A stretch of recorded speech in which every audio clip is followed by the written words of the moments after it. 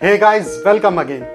आज के वीडियो में हम बात करेंगे न्यूट्रिशंस पे, सप्लीमेंट्स पे और हमें अपनी कैलोरीज को कैसे मेंटेन करना है। क्योंकि हमने बहुत सारी वीडियोस में बात करी है कि अगर हमारा गोल फैट लॉस का है तो हमें कैलोरी डेफिसिट पे रहना है, अगर हमारा गोल मसल गेन का है, वेट गेन का है तो हमें कैलोरी सरप्लस पे रहना है।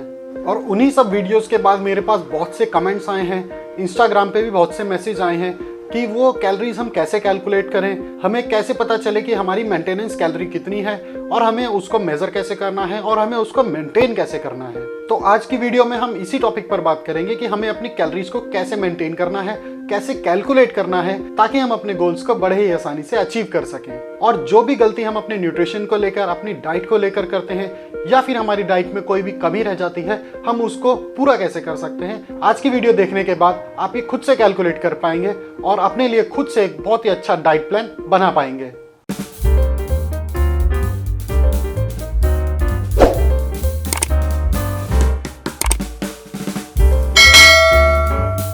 तो ये जो 5 पॉइंट्स आपके स्क्रीन पे डिस्प्ले हो रहे हैं, आज हम इन्हीं 5 पॉइंट्स पर डिटेल में बात करने वाले हैं और इनकी इंपॉर्टेंस को जानने वाले हैं ताकि आपको बेसिक समझ आ सके, आपको बेसिक क्लियर हो सके और आप अपने लिए खुद ही एक बहुत अच्छा डाइट प्लान बना सकेंगे। तो सबसे पहला पॉइंट है कैलोरीज। कैलोरीज क्या होते हैं? कैलोरीज देखिए, जो भी हम फूड खाते हैं, जो भी हम मील्स लेते हैं, जो भी हम फ्रूट्स, वेजिटेबल्स, चपाती, राइस कुछ भी पूरे दिन में खाते हैं, उससे हम कैलोरीज ही कंज्यूम करते हैं। और जो भी हम खर्च करते हैं अपनी एक्सरसाइज के लिए, अपने ऑफिस वर्क के लिए, अगर हम स्टूडेंट हैं तो अपने स्कूल या कॉलेज के लिए, जो भी हम खर्च करते हैं वो सब कैलोरीज ही होती हैं। इवन कि अगर हम रेस्टिंग पीरियड पर हैं, यानी कि हम जब रात को सो रहे होते हैं तो भी हम कैलोरीज खर्च कर रहे होते हैं, जिसमें कि हमारे डिफरेंट सिस्टम्स काम कर रहे होते हैं। जैसे कि हमारा ब्रीदिंग सिस्टम, जो हम सांस ले रहे होते हैं रात को, उसमें भी हमारी एनर्जी खर्च हो रही होती है, कैलोरीज खर्च हो रही होती हैं। जो हमारा डाइजेशन सिस्टम काम कर रहा होता है, जो हमारे लंग्स काम कर रहे होते हैं,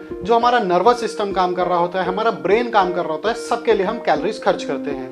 वो होती हैं हमारी कैलोरीज, जिसको कि हम फूड से कंज्यूम करते हैं और अपने रूटीन वर्क के लिए, अपने मेंटेनेंस के लिए हम उसको यूज करते हैं। अब बात करते हैं मैक्रोन्यूट्रिएंट्स पर। मैक्रो में हमारे प्रोटीन, फैट एंड कार्बोहाइड्रेट्स आते हैं। तो प्रोटीन हमारे लिए क्यों जरूरी है? प्रोटीन हम मसल से जो भी वर्क करते हैं, चाहे हम ऑफिशियल वर्क हो, स्कूल में हमारा काम हो, हम अगर जिम करते हैं तो हम वेट लिफ्टिंग करते हैं, अगर हम कार्डियो कर रहे हैं तो भी हम मसल से ही वर्क करते हैं। उन सब में हम अपनी मसल्स को ब्रेक डाउन करते हैं, मसल्स को बर्न करते हैं। उसी की मेंटेनेंस के लिए हमें प्रोटीन की जरूरत होती है। अगर हमें मसल बिल्ड करना है तो भी हमें प्रोटीन की ज्यादा जरूरत होती है, पर हमें daily day to day life में प्रोटीन की जरूरत होती ही है। हमारी मसल को बनाए रखने के लिए और हमारी मसल को बिल्डअप करने के लिए, यानी कि मसल को बढ़ाने के लिए हमें प्रोटीन की जरूरत होती है। सेकंड मैक्रो जो है वो है कार्बोहाइड्रेट्स। कार्बोहाइड्रेट हमारे लिए बहुत ही जरूरी होता है क्योंकि हमारी बॉडी के लिए prime source of energy carbohydrates ही होते हैं। कार्बोहाइड्रेट बॉडी में जाकर ग्लूकोज में कन्वर्ट हो जाती है और ग्लूकोज ही हमारी बॉडी के लिए प्राइम सोर्स ऑफ एनर्जी होता है, स्पेशली हमारे ब्रेन फंक्शन के लिए। जो भी हम कैलोरीज खर्च करते हैं वो ग्लूकोज में ही कन्वर्ट होती हैं, चाहे वो प्रोटीन से आई हो, फैट से आई हो या कार्बोहाइड्रेट से आई हो, वो ग्लूकोज में ही कन्वर्ट होती है और हमारी बॉडी उसको ग्लूकोज से ही यूज करती है। पर ग्लूकोज के लिए सबसे इजी सोर्स बॉडी के लिए जो होता है वो होता है कार्बोहाइड्रेट। इसलिए कार्बोहाइड्रेट्स हमारे लिए बहुत ही ज्यादा इंपॉर्टेंट होती है।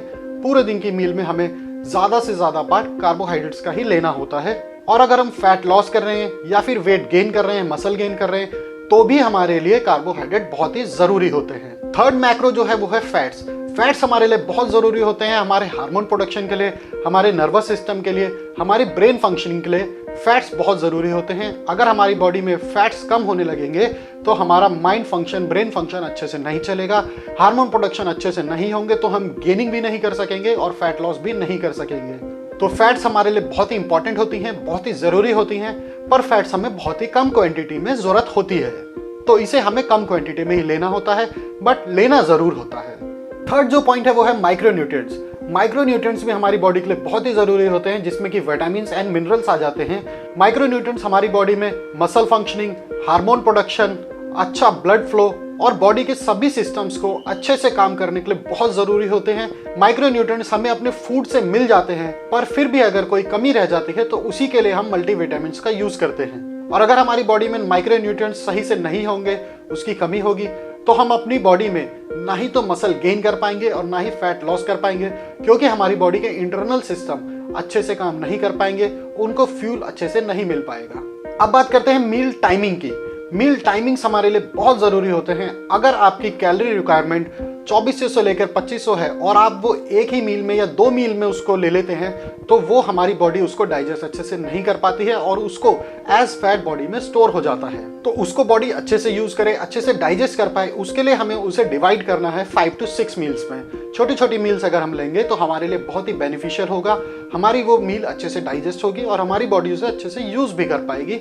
उसके न्यूट्रिएंट्स मैक्रो हो या माइक्रो हो, दोनों को ही बहुत अच्छे से यूज कर पाएगी। और इसमें हम स्पेशल फोकस, ज्यादा ध्यान जो देते हैं वो प्री वर्कआउट मील और पोस्ट वर्कआउट मील पर देते हैं।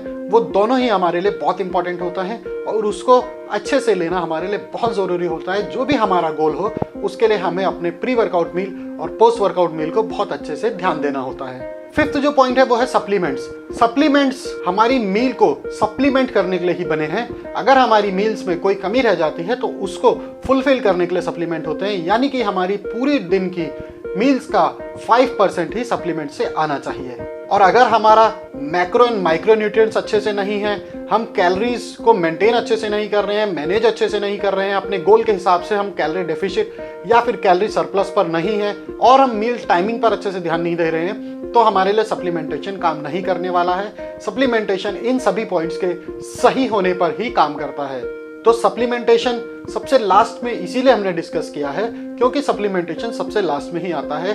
जब हम इन चारों पॉइंट्स को जब भी हमने डिस्कस किए उनको अच्छे से मैनेज कर लेते हैं तो हमारे लिए सप्लीमेंट अच्छे से काम करते हैं। और सप्लीमेंट हमारी डेली रिक्वायरमेंट का 5% तक ही होना चाहिए। तो अभी हमने बात करी है कि हमारे को मील प्लानिंग के लिए, डाइट चार्ट बनाने के लिए किस किस चीज को ध्यान में रखना होता है। अभी ये वीडियो ऑलरेडी बहुत लंबी होने लगी है, तो मैं इसी टॉपिक पर एक पूरी सीरीज बनाकर आपको दिखाऊंगा जिसमें कि 5 से 6 वीडियोस होंगी, जो कि आप अपनी खुद की कैलोरीज कैलकुलेट कर सकते हैं, खुद की मेंटेनेंस कैलोरी कैलकुलेट कर पाएंगे, खुद की रिक्वायर्ड कैलोरीज कैलकुलेट कर पाएंगे और जो भी आपका गोल होगा उसके हिसाब से आप अपने लिए डाइट प्लान बना पाएंगे, ताकि आप न्यूट्रिशन वाइज कोई भी मिस्टेक नहीं करें और आप अपने लिए खुद से ही एक बहुत अच्छा डाइट प्लान, न्यूट्रिशन प्लान बना सकेंगे। इसी सीरीज के नेक्स्ट वीडियो में मैं आपको कुछ मैथमेटिक्स फॉर्मूलाज बताऊंगा जिससे कि आप अपनी कैलोरी रिक्वायरमेंट कैलकुलेट कर सकते हैं। और डाइट चार्ट बनाने से पहले सबसे पहले आपको कैलोरी कैलकुलेशन करना ही बहुत जरूरी होता है।